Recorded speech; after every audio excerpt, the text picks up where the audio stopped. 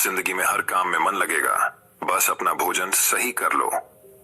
आज के इस वीडियो में हम आपको बताएंगे आपको कैसा भोजन करना है और क्या खाना है, और भोजन से पहले क्या करना है।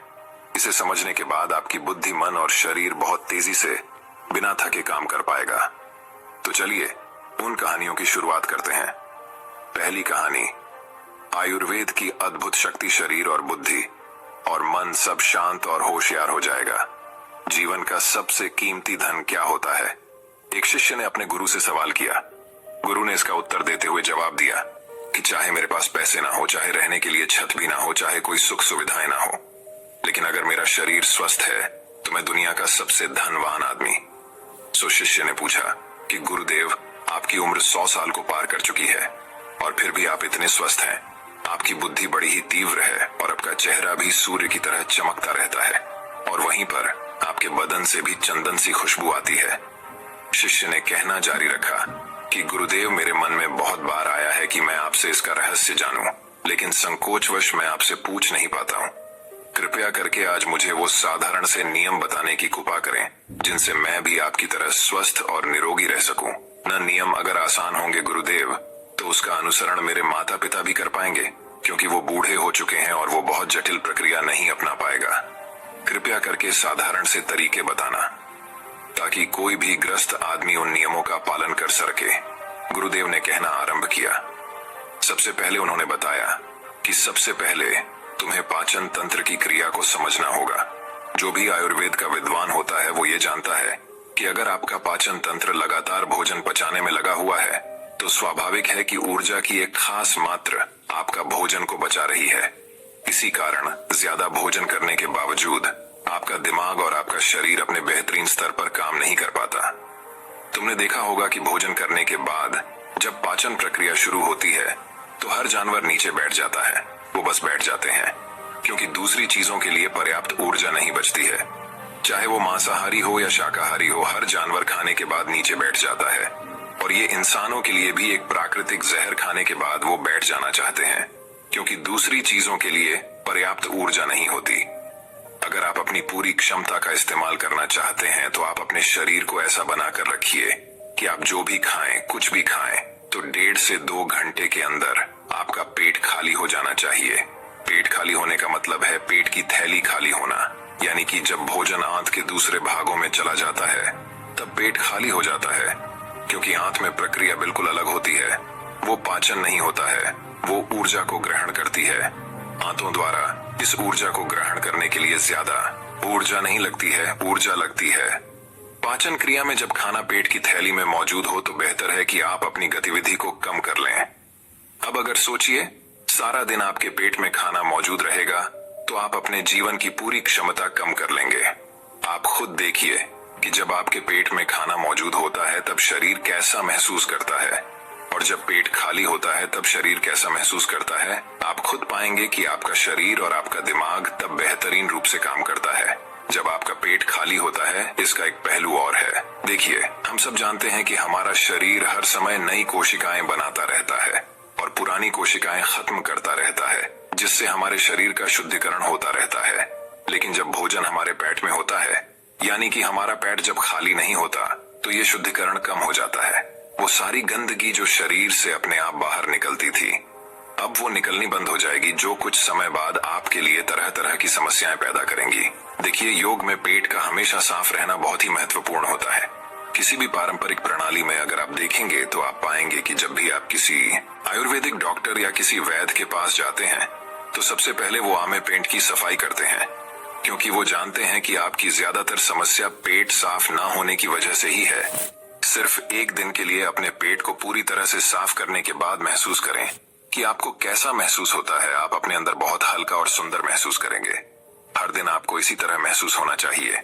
आमतौर पर पारंपरिक रूप से घी को पहले निवाले के रूप में खाया जाता है। घी एक चिकनाई वाला पदार्थ है जो पूरी आहार नली को चिकनाई देता है। आपको सबसे पहले इसे ही खाना चाहिए ताकि यह भोजन पाचन को आसान बना दे। जब आप बहुत मसालेदार भोजन खाते हैं तो उसे खाने से पहले आपके भोजन पर घी की परत चढ़ाना बहुत अच्छा होता है। घी का महत्व ये है कि ये आहार नली को साफ रखता है, तो जो व्यक्ति घी का उचित तरीके से सेवन करता है उसका पेट हमेशा साफ रहेगा। क्योंकि वहां कुछ नहीं चिपकता, वहां कुछ भी लंबे समय तक ठहर ही नहीं सकता। पेट का कैंसर, आंत का कैंसर, आजकल ये बहुत ज्यादा हो रहा है।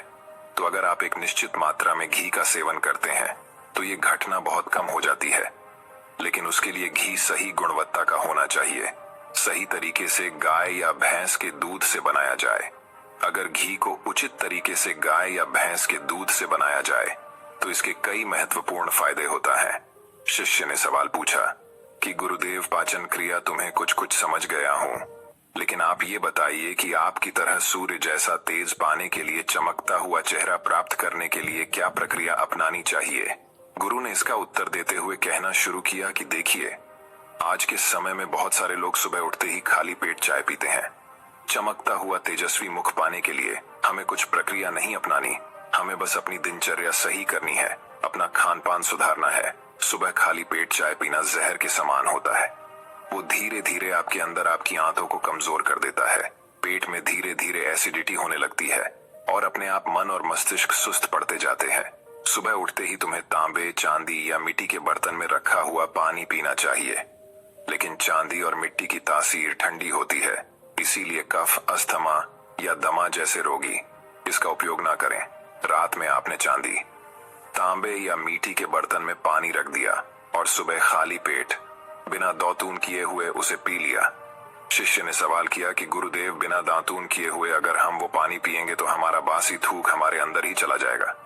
गुरु ने उसे बताया कि वो तो अच्छी बात है, क्योंकि बासी थूक औषधि के समान होता है। गुरु ने चेतावनी दी कि देखिए, जिन लोगों को अल्सर, टीबी या निमोनिया है उन्हें खाली पेट पानी नहीं पीना है। तांबे के बर्तन में रात में रखे हुए पानी में उसके संस्कार मिल जाते हैं, तांबे के गुण उस पानी में आ जाते हैं और वो तांबा हमारे शरीर में जाकर बहुत से लाभकारी फायदे करता है।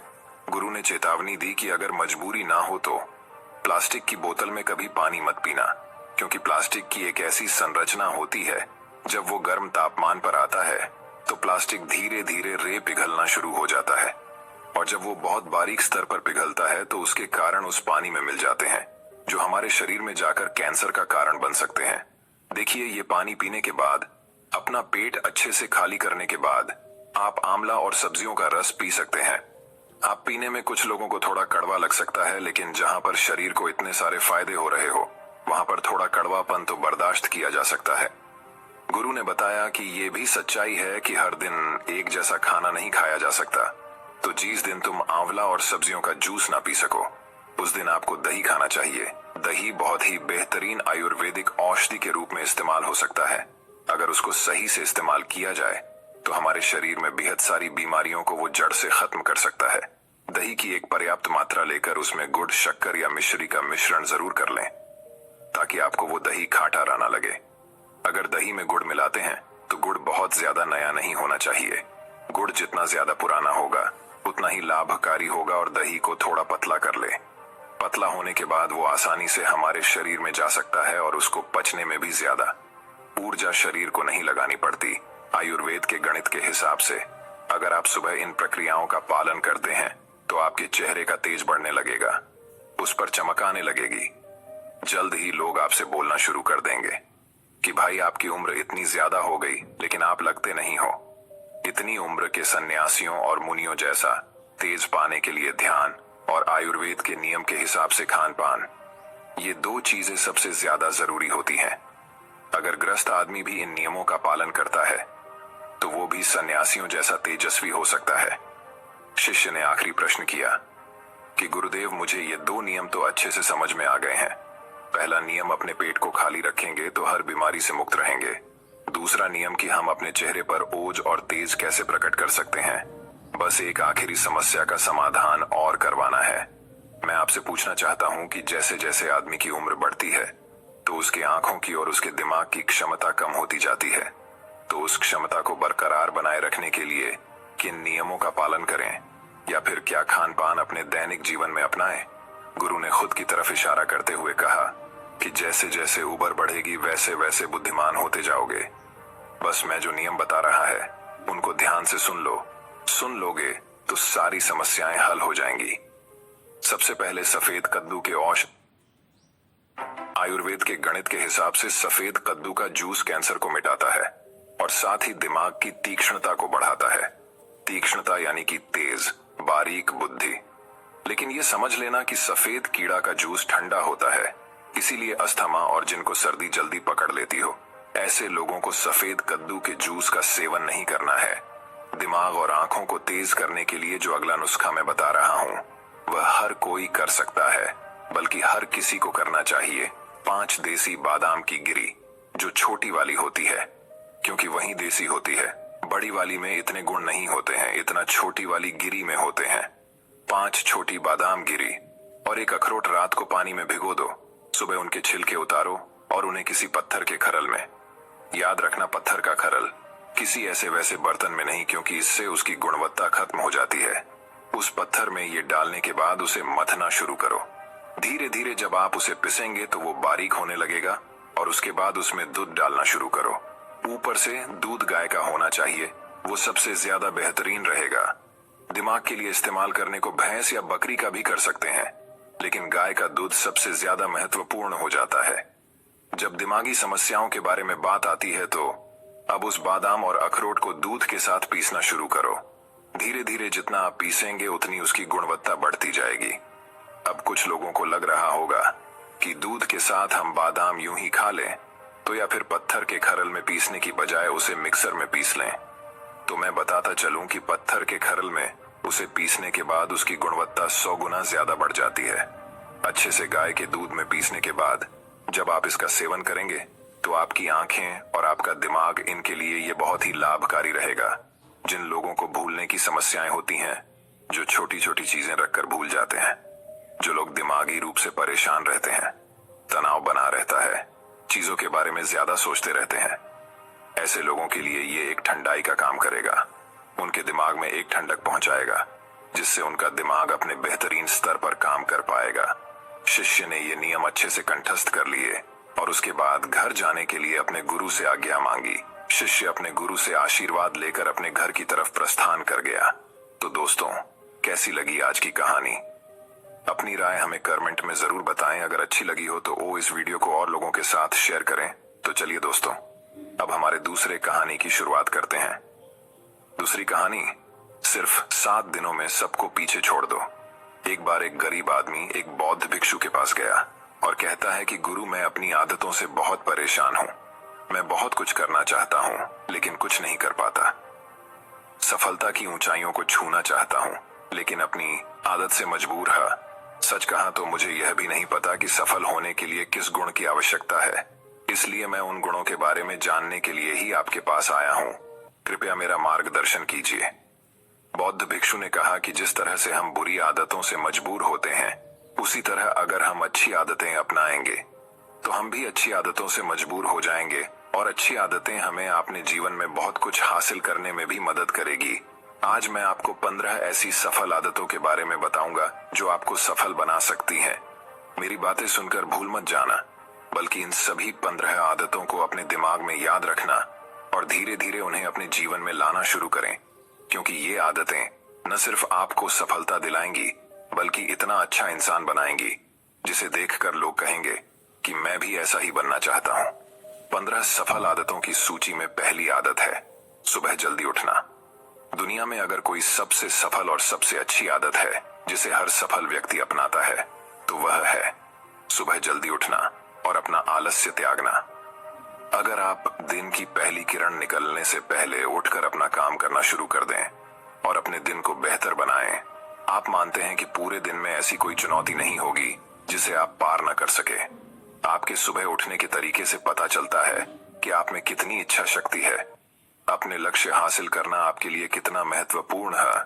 सुबह जल्दी उठने का मतलब है अधिक प्रयास, अधिक मेहनत, जो दूसरों की तुलना में अधिक सफल बनाएगी।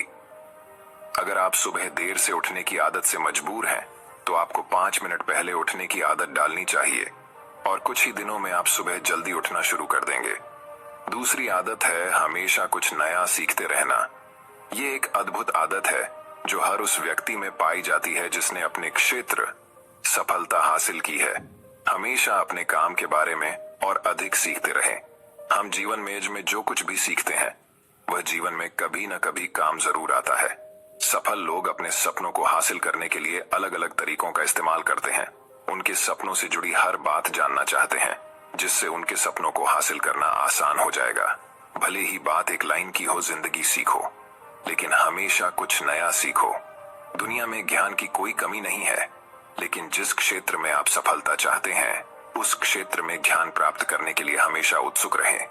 हो सकता है कि आप कुछ ऐसा सीखें जिससे आप जितना सोचा था उससे अधिक हासिल कर सकें, तो इसके लिए आपको हमेशा एक बच्चे के रूप में सीखना होगा। तीसरी आदत है कम बोलना और अधिक सुनना।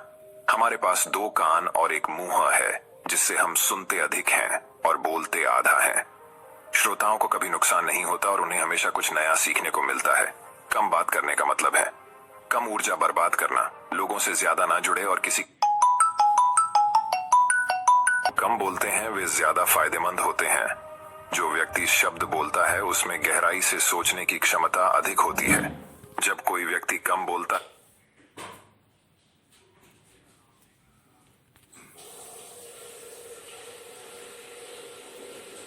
है तो वह अपने अंतर्मन से जुड़ा होता है। इनके आंतरिक विचार इतने मजबूत होते हैं कि ये किसी भी सफलता को अपने घुटनों के नीचे ला सकते हैं। 4वीं आदत है असहमत होना और दूसरे को मना करना सीखना। हम कठपुतली नहीं हैं कि लोगों की बातों पर हाँ हाँ करते रहें। आप एक अलग इंसान हैं और आपका सपना अलग है। आपके सिद्धांत भी अलग होंगे। अगर आपकी मंजिल अलग है तो आपका रास्ता भी अलग होगा। और अगर आपको कोई चीज पसंद नहीं है तो इसका मतलब नहीं है।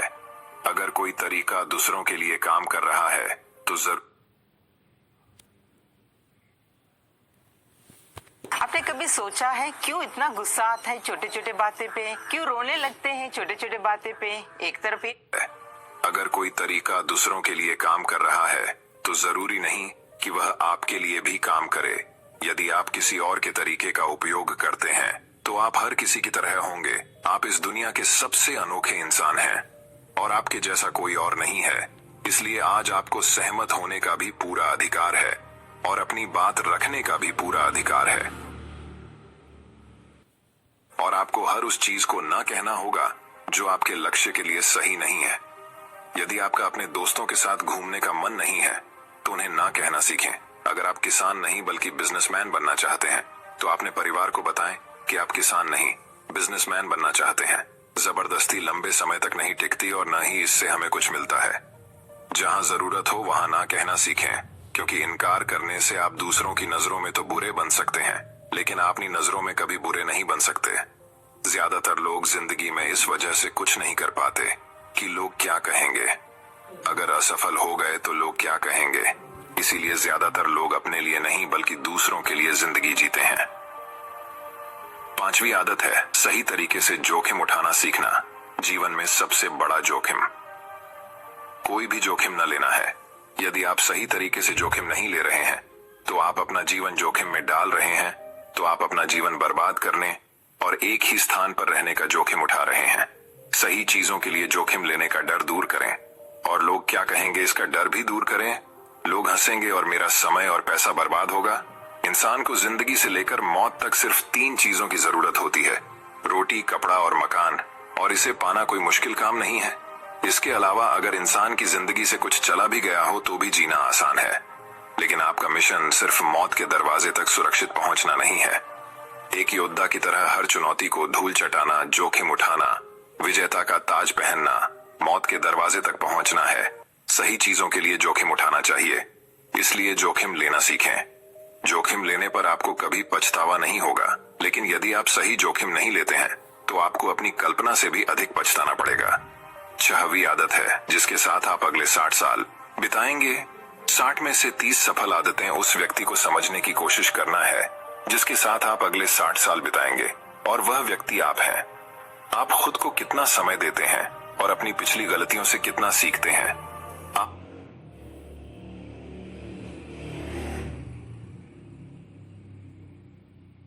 बेहतर बनाने के लिए क्या करते हैं और भविष्य के बारे में क्या सोचते हैं। क्या आप हर दिन 10 मिनट बैठते हैं और सोचते हैं कि आपके जीवन में क्या चल रहा है, मैं कहां से आया हूं और अभी कहां हूं और आगे कहां जा रहा हूं। आपके जीवन की सबसे बड़ी जरूरत और सबसे बड़ी चुनौती क्या है? आपको आपसे बेहतर कोई नहीं जानता। अगर कोई आपको समझ सकता है तो आपके अंदर क्या भावनाएं चल रही हैं, ये सिर्फ आप ही समझ सकते हैं। हर दिन अपने आप को 10 मिनट दें और इस 10 मिनट में कोई भी नहीं होना चाहिए, कोई किताब नहीं, कोई काम नहीं, बस आप और आपके विचार। इस समय आप खुद से बात करें और खुद को जानने की कोशिश करें। 8वीं आदत है निर्णय लेना सीखें और तुरंत काम पर लग जाएं। ऐसे कितने काम हैं जिन्हें आप आज तक टालते आ रहे हैं? ऐसी कितनी चीजें हैं जिनके लिए आपको निर्णय लेने की आवश्यकता है लेकिन आप निर्णय नहीं लेना चाहते हैं? उस काम को टालते रहें, क्योंकि ज्यादातर लोग निर्णय नहीं ले पाते। क्या वे यह काम करना चाहते हैं, या वे उस रिश्ते में रहना चाहते हैं या नहीं? बिजनेस करना है या नौकरी? लोग इस बारे में नहीं सोचते। निर्णय लेना सीखें। निर्णय न लेने से बेहतर है निर्णय लेना। निर्णय लें और उसे सही करने का प्रयास करें, और एक बार जब आप तय कर लें तो काम पर लग जाएं। दुनिया के सभी सफल लोगों के पास निर्णय लेने और अपना काम करने के लिए बहुत कम समय होता है। अगर आपने दिन के 8 बजे कोई काम तय या प्लान कर लिया है तो 8:01 बजे आपका काम प्लानिंग के मुताबिक दिखना चाहिए। 8वीं आदत जो आपके जीवन को बदल सकती है वह है अपने समय का बुद्धिमानी से उपयोग करना सीखना होगा। समय ही एक ऐसी चीज है जिसकी कमी होती रहती है। समान गति से गति धीमी नहीं होती। समय एक ऐसी चीज है, चाहे कुछ भी हो जाए, चाहे कुछ भी हो जाए,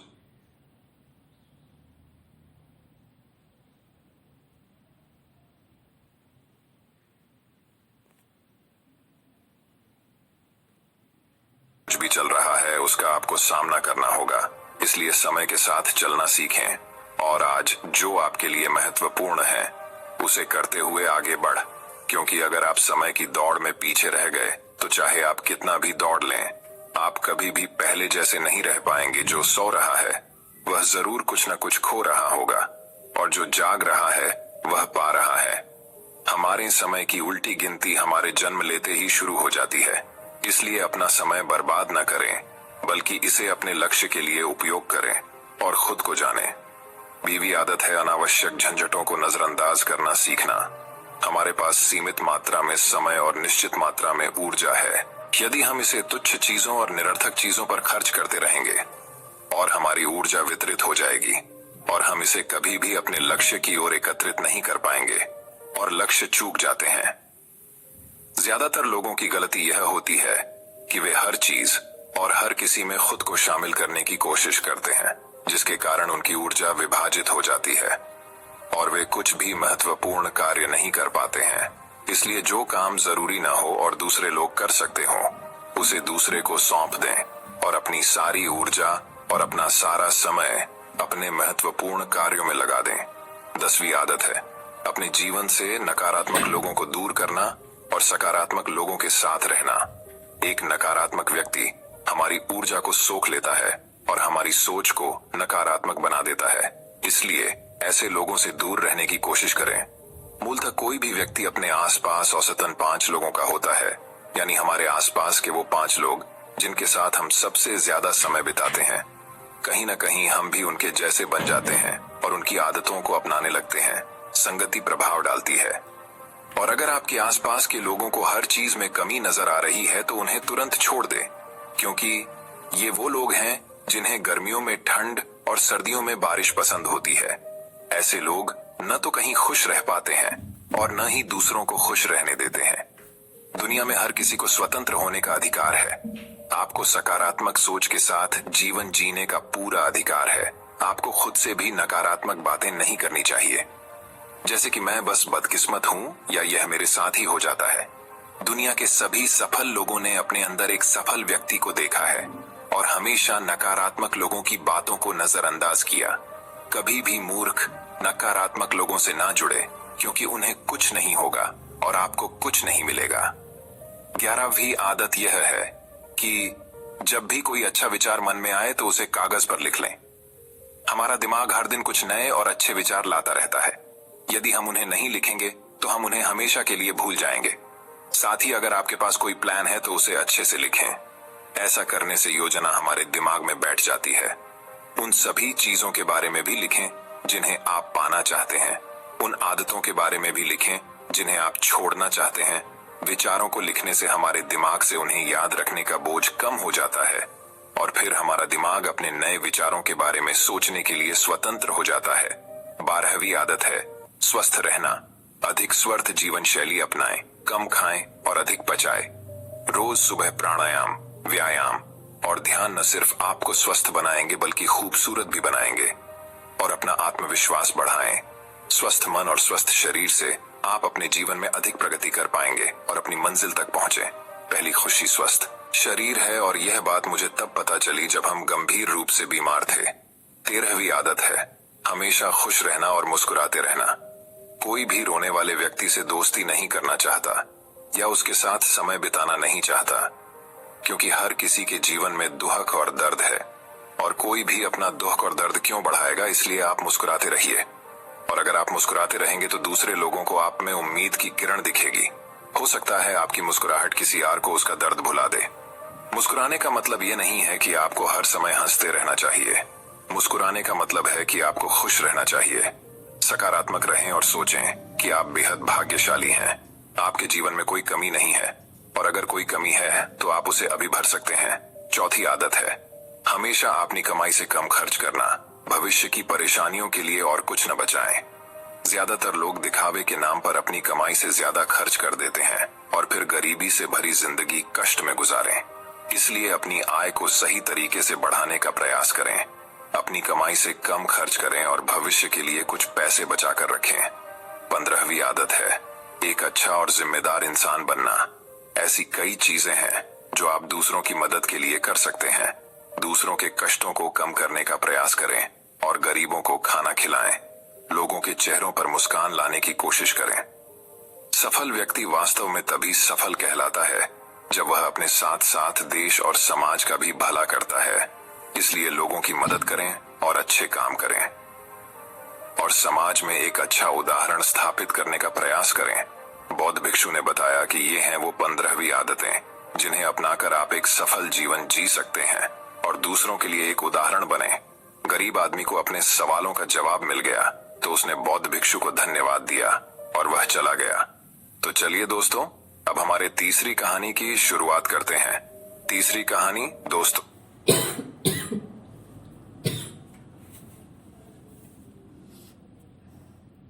कि जब तक वह राजधानी में नहीं जाएगा और अपना कर्तव्य नहीं दिखाएगा तब तक चोरों के बीच उसकी धाक नहीं जमेगी। यह सोचकर वह राजधानी की ओर रवाना हुआ और वहां पहुंचकर उसने यह देखने के लिए नगर का चक्कर लगाया कि कहां क्या चोरी कर सकता है।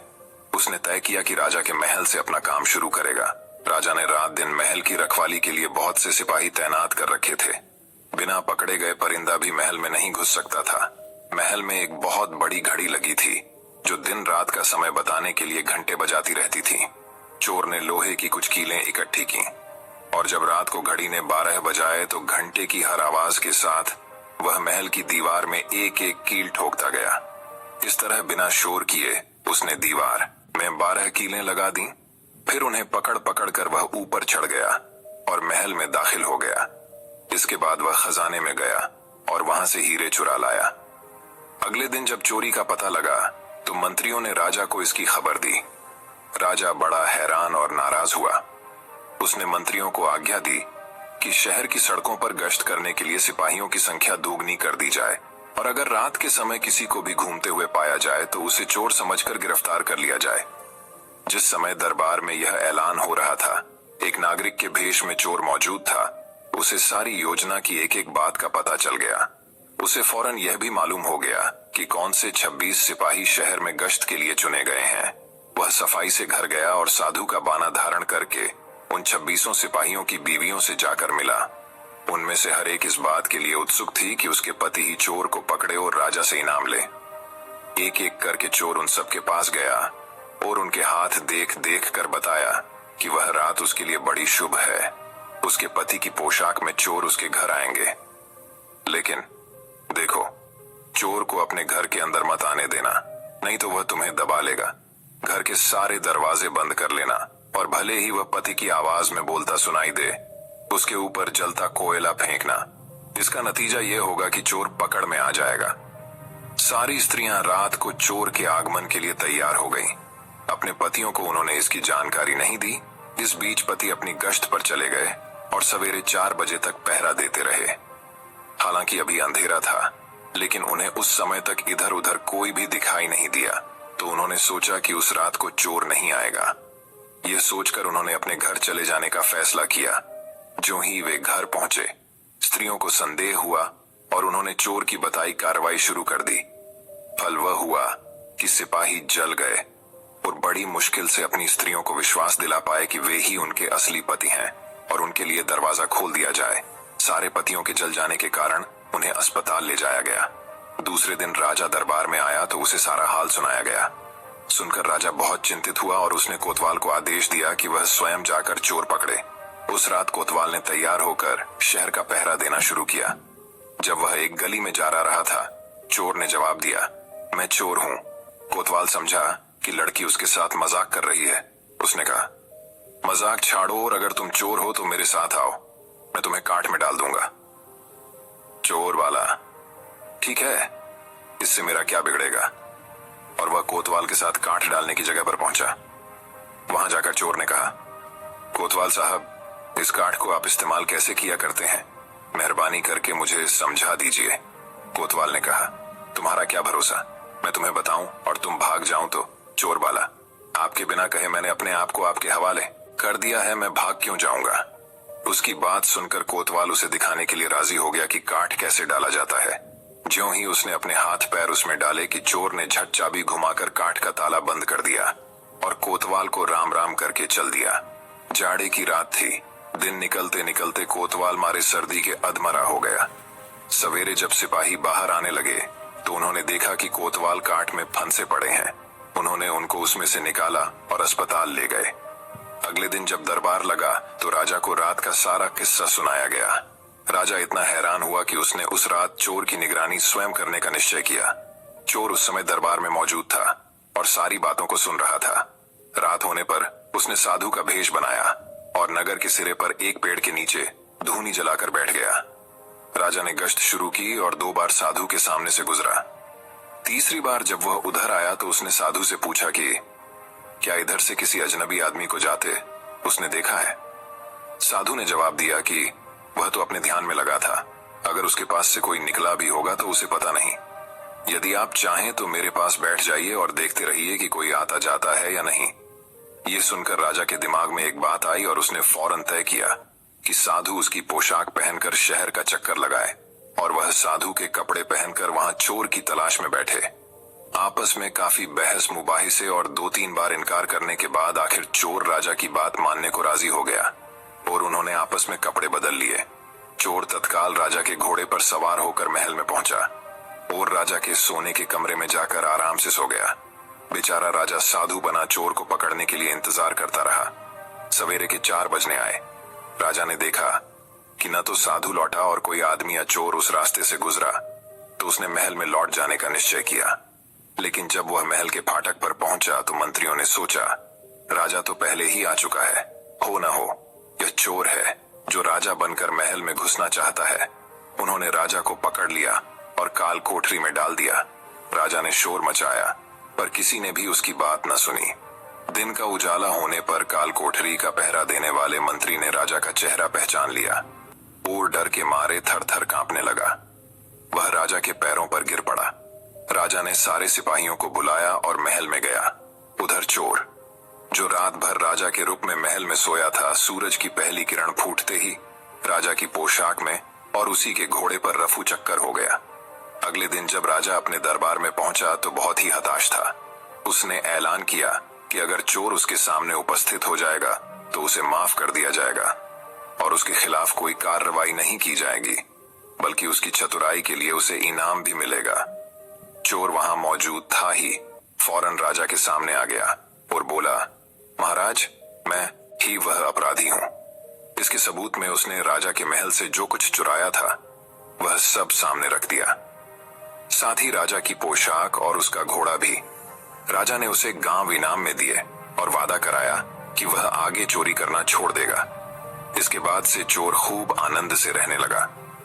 इस कहानी से हमें यह सीख मिलती है कि व्यक्ति की बुद्धि उसे हर एक नाकामयाब चीज को भी कामयाब बनाकर दे सकती है। लेकिन बुद्धि का इस्तेमाल अगर इंसान के भलाई के लिए और खुद को बदलने के लिए किया जाए तो उस इंसान का जीवन खुशियों से भर सकता है। दोस्तों, मैं उम्मीद करता हूं कि यह कहानी सुनने से आपके जीवन में अच्छे बदलाव आए होंगे। आपको इस वीडियो से क्या सीखने मिला ये कमेंट करके जरूर बताइए और अपने परिवार, दोस्तों या आपके करीबी इंसान के साथ ये कहानी शेयर करके उन्हें भी इस ज्ञान से परिचित करवाए। बाकी अगर आपको ये वीडियो दिल से अच्छी लगी हो तभी इस वीडियो को लाइक कर देना और आपने अब तक इस चैनल को सब्सक्राइब न किया हो तो चैनल को सब्सक्राइब भी जरूर कर देना। आपका हर दिन शुभ हो और खुशियों से आपका जीवन भरा रहे। धन्यवाद। नमो बुद्धाय।